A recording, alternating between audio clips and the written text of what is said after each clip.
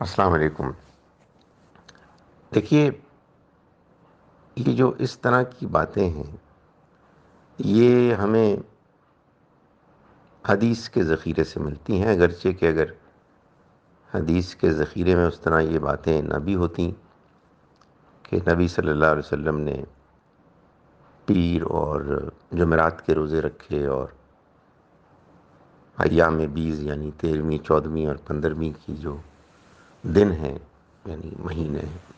چاند کے مہینے ان میں روزے رکھے اور ترغیب دی، تو وہ کسی نہ کسی طرح سے ہماری روایات میں یہ چیز چلتی رہتی، لیکن ظاہر ہے کہ یہ قرآن میں بیان نہیں ہوا، اور جو نفل عبادات ہیں، نماز ہو یا اس طرح سے روزے ہوں، وہ یوں ہی بیان ہوتے ہیں اور یوں ہی روایت میں چلے آتے ہیں۔ کہیں کوئی حکمت بیان ہو گئی تو سمجھ میں آ گئی۔ نبی صلی اللہ علیہ وسلم نے خود اہتمام کے ساتھ تو پیر کے روزے کو بھی بیان نہیں کیا کہ وہ اپنی پیدائش کے دن کے طور پر شکرانے کے طور پر رکھتے ہیں، وہ تو کسی کے پوچھنے پہ آپ نے فرمایا۔ باقی کے بارے میں ہم اندازہ ہی کر سکتے ہیں۔ مثال کے طور پر آپ یہ دیکھیے کہ روزوں کے بارے میں قرآن نے جب یہ بتایا کہ رمضان کے مہینے میں روزہ رکھنے کی حکمت یہ ہے کہ اس میں قرآن نازل ہوا، اور یہ بتایا کہ اس کی وجہ یہ ہے کہ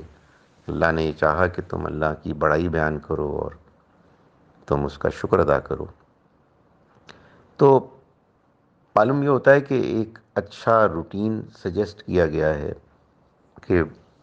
ہفتے میں 2 دن روزے لوگ رکھیں جو رکھ سکتے ہیں،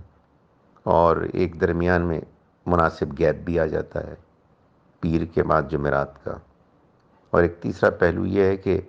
جمعے کے روز اکیلا روزہ رکھنے کو ڈسکریج کیا گیا ہے کہ جمعے کا دن ایک نماز کا دن ہے، ایک ہمارے لیے عید کا دن سمجھیں آپ اس کو سیلیبریٹ کرنے کا اچھی طرح سے، تو مناسب نہیں سمجھا گیا کہ جمعے کے دن روزہ رکھا جائے، تو ایک دن پہلے رکھ لیا۔ اس میں کوئی شخص یہ بھی کہہ سکتا ہے کہ جمعے کی آمد پر اس سے پہلے ایک شکر گزاری ہے۔ اسی طرح سے جو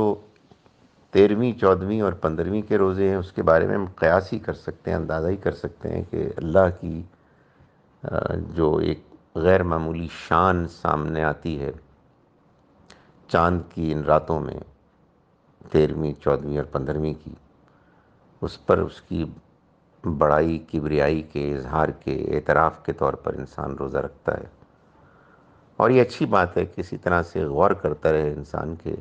آخر کیا اور حکمتیں ہو سکتی ہیں، اس لیے کہ روزہ رکھنے کے علاوہ جن کو اللہ توفیق دے یہ بھی غور کرتے رہنا چاہیے کہ اللہ کے پیغمبر صلی اللہ علیہ وسلم کی اس طرح سے دی ہوئی عبادتوں کے پیچھے وہ کیا حکمتیں ہیں جن کو ہم پیش نظر رکھیں تو ہماری یہ عبادت زیادہ مؤثر اور معنی خیز بن جائے۔